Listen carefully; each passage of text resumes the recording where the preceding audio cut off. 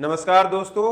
हरियाणा विधानसभा के चुनाव में बीजेपी ने शानदार प्रदर्शन किया है, हैट्रिक लगाया है और ये हरियाणा में पहली बार है जब किसी पार्टी ने लगातार तीसरी बार सरकार बनाने में कामयाबी हासिल की है। इसके बावजूद कि एंटी इनकम्बेंसी की बातें बहुत ज़्यादा कही जा रही थी, केंद्र की सरकार के खिलाफ भी और राज्य की सरकार के खिलाफ भी। तो आखिर कांग्रेस पार्टी से कहां पर चूक हो गई कि वो सत्ता तक नहीं पहुंच पाई और सत्ता के लिए आवश्यक सीटों से करीब 10 या 11 सीटें पहले ही वो रुक गई। तो इसमें मैं 3-4 चीजें कहूंगा। गलतियां करती है पार्टी, कोई भी राजनीतिक दल, कोई भी व्यक्ति, कोई भी नेता गलतियां कर सकता है, लेकिन अगर आप गलतियों से सबक नहीं लेते तो ये सबसे बड़ी गलती मैं मानता हूं। तो बीजेपी से गलतियां जब होती हैं तो गलतियों से वो सबक लेती है पार्टी, और ऐसा दिखाई देता है, वरना ढेर सारे राज्यों में वो सत्ता रिपीट करती हुई जो दिखाई देती है बार बार, वो बिना गलतियों से सबक लिए हुए, बिना सबक लेकर निराकरण किए हुए गलतियों का ये संभव नहीं है। कांग्रेस पार्टी के साथ यही सबसे बड़ी प्रॉब्लम है कि वो गलतियों से सबक नहीं ले पा रही है। हरियाणा में कांग्रेस को ये लगा कि बीजेपी के खिलाफ एक लहर है, बीजेपी हारेगी तो लोगों के पास विकल्प क्या है, हम ही तो विकल्प हैं, तो बीजेपी हारेगी तो हम अपने आप जीत जाएंगे। तो कांग्रेस पार्टी पूरी तरह से लगभग इस बात पर निर्भर थी कि बीजेपी के खिलाफ एक सत्ता विरोधी लहर है, बीजेपी हारेगी तो स्वाभाविक रूप से हम सत्ता में चले आएंगे। तो पहली गलती कांग्रेस पार्टी की ये सोच। कोई भी चुनाव को अंडरएस्टिमेट नहीं करना चाहिए, किसी भी चुनाव को आसान नहीं समझना चाहिए, किसी भी चुनाव को हल्के में नहीं लेना चाहिए। जबकि आपके सामने प्रतिद्वंदी बीजेपी, आरएसएस और नरेंद्र मोदी जैसे धाकड़ संगठन और नेता हो, तब आप अंडरएस्टिमेट करते हैं किसी चुनाव को और इस भरोसे बैठे रहते हैं कि सामने वाला हारेगा तो हम अपने आप जीत जाएंगे। मेरे ख्याल से कांग्रेस की सबसे बड़ी गलती है। कांग्रेस की दूसरी सबसे बड़ी गलती क्या कि आप जो है चुके हुए नेताओं पर, जो है फूके हुए कारतूस पर आप दांव लगाते हैं। आप ये बताइए कि मनोहर लाल खट्टर के प्रति जब नाराजगी का एहसास हुआ बीजेपी को, वो भी 10 साल मुख्यमंत्री रहे, नरेंद्र मोदी के खासम खास माने जाते हैं, संघ में उनकी जड़ें हैं, संघ के पुराने कार्यकर्ता रहे हैं, इसके बावजूद बीजेपी ने लोकसभा चुनाव से पहले सहज भाव से उनको मुख्यमंत्री पद से हटाकर एक बहुत ही युवा और अपेक्षाकृत नए चेहरे को मुख्यमंत्री बना दिया। लेकिन आप देखिए कि कांग्रेस पार्टी क्या कर रही, वही पुराना घिसा पिटा चेहरा, वही भूपेंद्र हुड्डा का बेटा। तो होता क्या है कि भूपेंद्र हुड्डा का काम तो लोग, हरियाणा के लोग 10 साल पहले भी देख चुके हैं। 2005 से 14 के बीच में भूपेंद्र हुड्डा मुख्यमंत्री रहे हरियाणा के, और उनका कामकाज लोग पहले ही देख चुके हैं। 2005 में भजन लाल के नेतृत्व में कांग्रेस पार्टी चुनाव में गई थी हरियाणा के अंदर। उस वक्त उसे 42% वोट मिले थे और 67 सीटें, 90 में से 67 सीटें मिली थी कांग्रेस पार्टी को। फिर उसने हुड्डा को मुख्यमंत्री बनाया, भजन लाल ने नाराज होकर दूसरी पार्टी भी अपनी बना ली थी, वो एक दूसरी कहानी है, किसी और दिन बात करेंगे। तो हुड्डा को मुख्यमंत्री बनाया, तो जो अगला चुनाव था 2009 का विधानसभा चुनाव, उसमें कांग्रेस पार्टी का परफॉर्मेंस बहुत अच्छा नहीं रहा था। बहुमत के लिए 46 सीटें चाहिए थी, कांग्रेस पार्टी को केवल 40 सीटें मिली थी और केवल 35% वोट मिले थे। खैर, वो किसी तरह सरकार बनाने में कामयाब हुए, लेकिन 2014 तक आते आते तो हुड्डा बहुत ज्यादा अलोकप्रिय हो गए थे। कांग्रेस पार्टी को उनके नेतृत्व में केवल 20% वोट आए और केवल 15 सीटें 90 में से आई। तो हुड्डा के कामकाज को हरियाणा के लोग 10 साल पहले भी देख चुके थे, और हुड्डा जो है काफी अलोकप्रिय होकर कुर्सी से उतरे। कांग्रेस पार्टी की लूटिया डुबोने के बाद वो कुर्सी से हटे। तो कांग्रेस पार्टी को ये कैसे लगा कि हुड्डा के चेहरे पर एक बार फिर से 10 साल के बाद खेला जा सकता है? क्या जनता की स्मृति इतनी धुंधली होती है? क्या जनता अपनी पिछली नाराजगियों को इतनी आसानी से भुला देती है? तो मुझे लगता है कि कांग्रेस पार्टी से ये दूसरी बड़ी चूक हुई कि उसने हुड्डा के चेहरे पर दांव खेला, और हुड्डा के चेहरे पर दांव खेला तो खेला, लेकिन जो कांग्रेस के अंदर जो इनफाइटिंग थी, तीसरी उसकी बड़ी कमी ये रही कि उस अंतर्कलह को कांग्रेस पार्टी हैंडल नहीं कर पाई। पूरे हरियाणा विधानसभा चुनाव के दौरान आपने देखा कि हुड्डा कैंप में, कुमारी शैलजा के कैंप में और रणदीप सुरजेवाला के कैंप में एक जो है अंतर्कलह जैसी स्थिति बनती हुई दिखाई दी। कुमारी शैलजा तो लगातार टीवी चैनलों पर इंटरव्यू दे देकर उन्होंने जो है अपनी महत्वाकांक्षा जाहिर की कि मैं मुख्यमंत्री बनना चाहती हूं, मैं विधानसभा का चुनाव लड़ना चाहती थी, लेकिन मुझे चुनाव नहीं लड़ने के लिए दिया गया। और ये सारा कुछ जो है सार्वजनिक रूप से टीवी चैनलों के इंटरव्यू में ये बातें कही जा रही थी। एक या दो बार मुश्किल से हुड्डा और शैलजा ये दोनों साथ आए। ज़्यादातर संदेश यही गया कि इन दोनों के बीच में गहरा जो है संघर्ष है, और रणदीप सुरजेवाला को भी माना गया कि वो भी महत्वाकांक्षा रखते हैं, और हुड्डा कैंप से अलग उनके कैंप को भी देखा गया। और रणदीप सुरजेवाला भी आप जानते हैं कि सेंटर की पॉलिटिक्स में आजकल राहुल गांधी के काफ़ी करीब हैं। तो ये जो तीन बड़े नेता कम से कम हरियाणा के अंदर कांग्रेस पार्टी के थे, इन तीनों के बीच में उस तरह का समन्वय दिखाई नहीं दिया जिस तरह के समन्वय की अपेक्षा किसी बड़े चुनाव में, विधानसभा चुनाव जैसे महत्वपूर्ण चुनाव में किसी जिम्मेदार और किसी परिपक्व पार्टी से की जाती है, खास करके तब जबकि उसके अपोजिशन में भाजपा जैसी पार्टी हो जिसको चुनाव लड़ने का और जीतने का आज की तारीख में तगड़ा अनुभव हासिल है, और उसका चुनाव लड़ने और जीतने का बहुत ही शानदार परफॉर्मेंस पूरे देश में आमतौर पे देखा जा रहा है। तो मुझे लगता है कि ये कांग्रेस पार्टी की एक बहुत बड़ी विफलता है कि तब जबकि ये माना जा रहा था और कहीं से महसूस भी किया जा रहा था, खास करके लोकसभा चुनाव के नतीजे देखने के बाद, कि सचमुच बीजेपी के खिलाफ एक वातावरण है, और अगर सचमुच बीजेपी के खिलाफ एक वातावरण था तो उसका फायदा कांग्रेस पार्टी नहीं उठा पाई।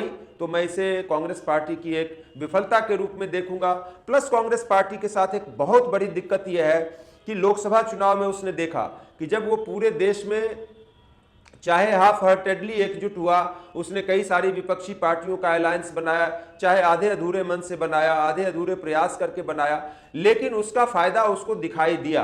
तभी जो है जो इंडिया ब्लॉक कहा जाता है इसको, कांग्रेस के नेतृत्व वाले गठबंधन को, उसको 235 के आसपास लोकसभा की सीटें आई, और वो आज की तारीख में एक स्ट्रांग अपोजिशन लोकसभा के अंदर ये ब्लॉक फॉर्म कर पाया। क्यों? क्योंकि उसने पूरे देश में लगभग जो है एक विरोधी पार्टियों का संगठन बनाया और भाजपा के खिलाफ जो है एक विरोधी कैंडिडेट देने की नीति पर काम किया। तो हाफ हार्टेडली मैं इसलिए कह रहा हूं कि अगर उसको और बड़े पैमाने पर उसने किया होता और मन से किया होता, जैसे नीतीश कुमार चुनाव से ठीक पहले छिटक कर इंडिया ब्लॉक से एनडीए के अंदर नहीं आ गए होते, या और भी कुछ राज्यों में उसने थोड़ा और बेहतर ढंग से गठबंधन किया होता, तो शायद उसकी सीटें कुछ और बढ़ सकती थी। लेकिन हाफ हार्टेडली एक विरोधी दलों का बीजेपी के खिलाफ अलायंस बनाने के बावजूद इंडिया ब्लॉक को एक अच्छी कामयाबी मिली, और उस कामयाबी में खुद कांग्रेस पार्टी की अपनी सीटें भी बढ़ी। लेकिन हरियाणा के अंदर आपने देखा विधानसभा चुनाव में कांग्रेस पार्टी अन्य विरोधी दलों, बीजेपी विरोधी दलों के प्रति बहुत सहानुभूति का भाव रखती हुई दिखाई नहीं दी। आम आदमी पार्टी के साथ उसके गठबंधन की बहुत चर्चा हुई, क्योंकि लोकसभा चुनाव में आम आदमी पार्टी के साथ उसका गठबंधन था। फाइनली आम आदमी पार्टी के साथ उसका गठबंधन नहीं हो पाया, और आम आदमी पार्टी ने लगभग सारी 90 सीटों पर जो है अपने उम्मीदवार उतारे, और आपने देखा कि आम आदमी पार्टी को ज्यादा वोट तो हालांकि नहीं आए, लेकिन 0.25% वोट आए। इसी तरह से आपने देखा कि बीजेपी विरोधी पार्टियों में जो इंडियन नेशनल लोकदल है अभय चौटाला वाली, उसने भी बहुजन समाज पार्टी के साथ एक अलायंस बनाया, लेकिन कांग्रेस के साथ इन लोगों का भी कोई अलायंस देखने को नहीं मिला।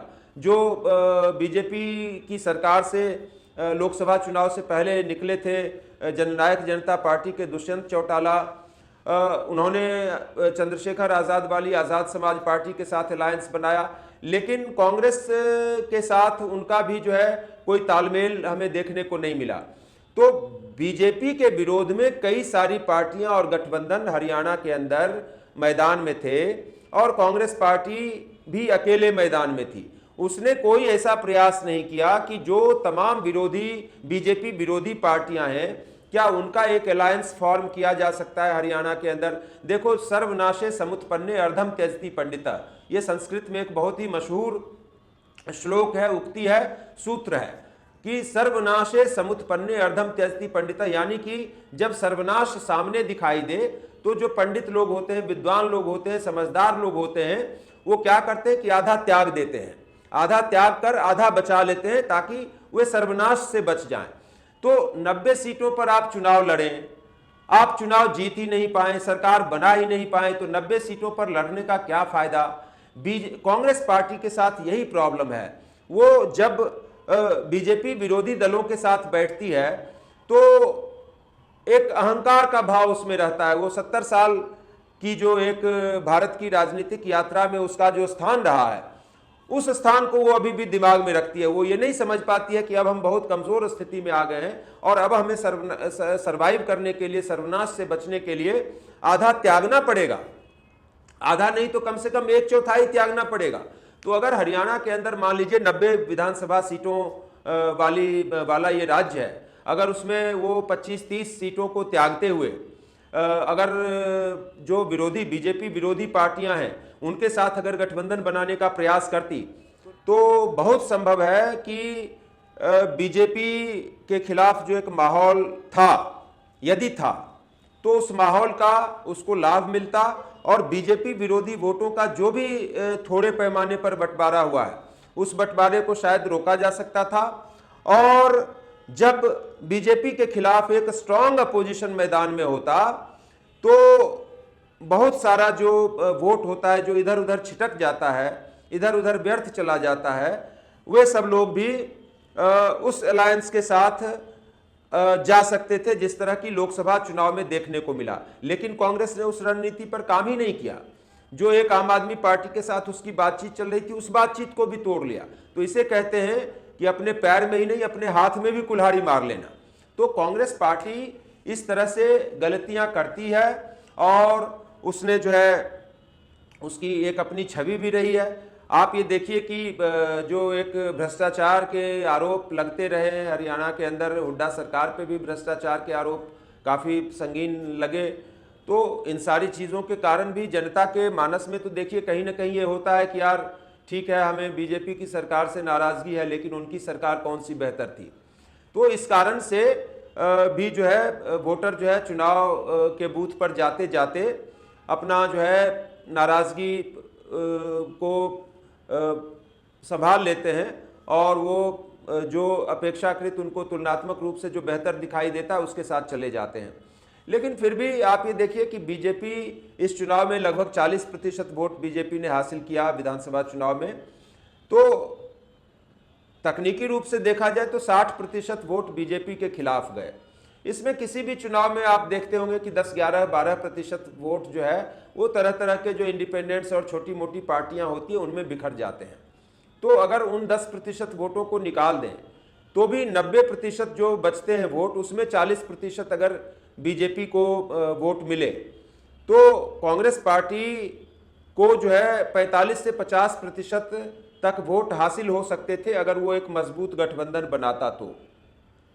तो कांग्रेस पार्टी उसमें विफल रही और आप जानते हैं कि अगर 5-6% का ये फासला कांग्रेस पार्टी बीजेपी से बढ़त लेने में कामयाब हो जाती तो चुनाव के नतीजे कुछ और हो सकते थे। तो इसलिए कांग्रेस पार्टी को ये समझ में नहीं आ रहा है कि बीजेपी का मुकाबला कैसे करें। कांग्रेस पार्टी एक चुनाव जीतती है, उसे लगता है कि हमने दुनिया जीत ली है। कांग्रेस पार्टी थोड़ा सा बेहतर करती है, उसको लगता है कि अब हमारे सामने खुला आसमान है। अरे भाई, इस देश में हर साल 3, 4, 5 राज्यों में चुनाव होते हैं और आपने चुनाव जीते कितने हैं? इक्का दुक्का राज्यों में आपने, हिमाचल जैसे राज्यों में और कर्नाटक वगैरह में आपने, तेलंगाना वगैरह में अभी हाल फिलहाल के वर्षों में आपने चुनाव जीते हैं। लेकिन देश तो बहुत बड़ा है, बहुत सारे राज्यों में आप चुनाव हारे भी हैं। आप मध्य प्रदेश, राजस्थान, छत्तीसगढ़ में हाल फिलहाल में ही हार गए थे।